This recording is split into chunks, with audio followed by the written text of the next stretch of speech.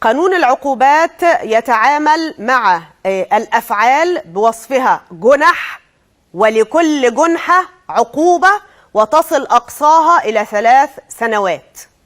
2، بما أنها جنحة فتدون في الصحيفة الجنائية لمن يتم التعامل معه على أنها جنحة، فتبقى في صحيفته الجنائية لما تقدم على وظيفة ولا لما تيجي تسافر ولا أي تعامل. ده جزء من يعني المعلومات المدونة على الكمبيوتر زي رقمك الشخصي وفصيلة الدم.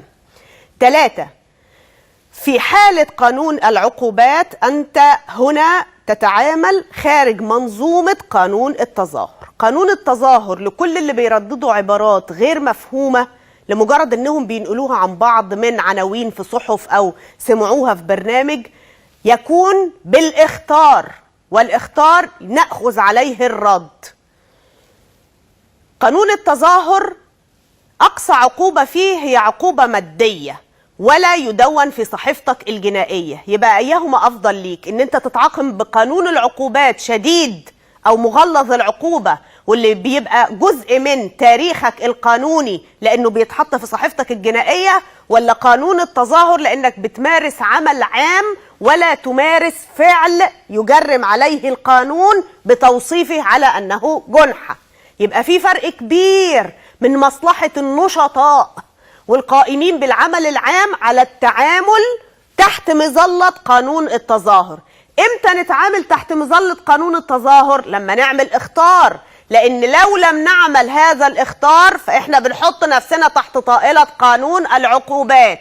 وهنا هنقول المثل الواضح من قضية الإسكندرية، لان التظاهرة لم يتم الاختار بها انها تظاهرة، يبقى هي هنا تحولت تحت مسمى القانون ومنطوقه من انها ممارسة للتظاهر الى انها فعل يجرمه القانون ويوصفه على انه جنحة.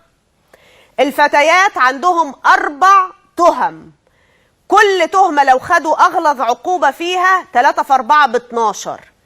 الاهم ان في مشهد الإسكندرية تحديدا يا كل شباب مصر انكم تسمعوا شوية اللي هيتقال ده. المحامي بتاع هؤلاء الفتيات رفض أن يترافع عن أي منهما وعن القضية برمتها، مما اضطر القاضي أنه يطلب من الفتيات أنهم يترافعوا عن أنفسهم، يدافعوا عن نفسهم. رفضوا الدفاع عن أنفسهم.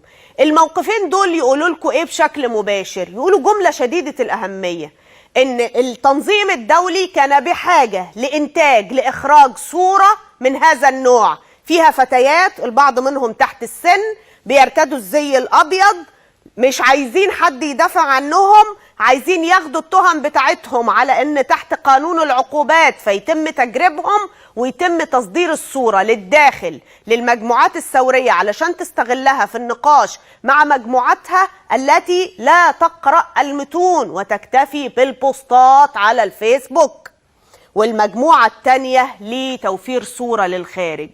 ايه دليلك من اللي انت بتقوليه ده بعد ما فرقتي ما بين قانون العقوبات وقانون التظاهر؟ الدليل خطير جدا يا شعب مصر الجميل اللي انا بثق فيه واللي انا عارفه ان في جزء كبير منه هو ايضا يعتمد علينا بوصفنا اعلام مسؤول. بالامس فقط المسؤولين عن هؤلاء الفتيات قالوا ان هم حتى لو صدر عفو رئاسي بشأنهم هم مش عايزين، والفتيات دول أنفسهم قالوا إن هم مش عايزينه. أرجوكوا بقى من المجموعات الشبابية اللي يعني بتسيب نفسها إنها تعرف المعلومات من عنوان بارز في جريدة ولا في موقع إخباري، أنت لما لا تخطر بإنك تظاهر فأنت هتخضع على قانون العقوبات. قانون العقوبات مغلظ. مشهد اسكندرية مشهد مطلوب من التنظيم الدولي، لأن المفاجأة إن المحكمة هتضطر هي إن هي تنتدب محامي يدافع عنهم، وفي الاستئناف هتشوفوا إزاي هتنزل المدد دي. لكن لما القاضي يلاقي قدامه ناس بتقولك إحنا مش معترفين بيكم، إحنا لا حد هيدافع عننا ولا إحنا هنقول. لازم نبقى واعيين تماما لما يحاك لهذا الوطن. انتم مصدقين ان في مؤامرة على مصر وعلى المنطقة، ولا محتاجين أدلة وإثباتات من نوع آخر؟ ده مشهد اسكندرية.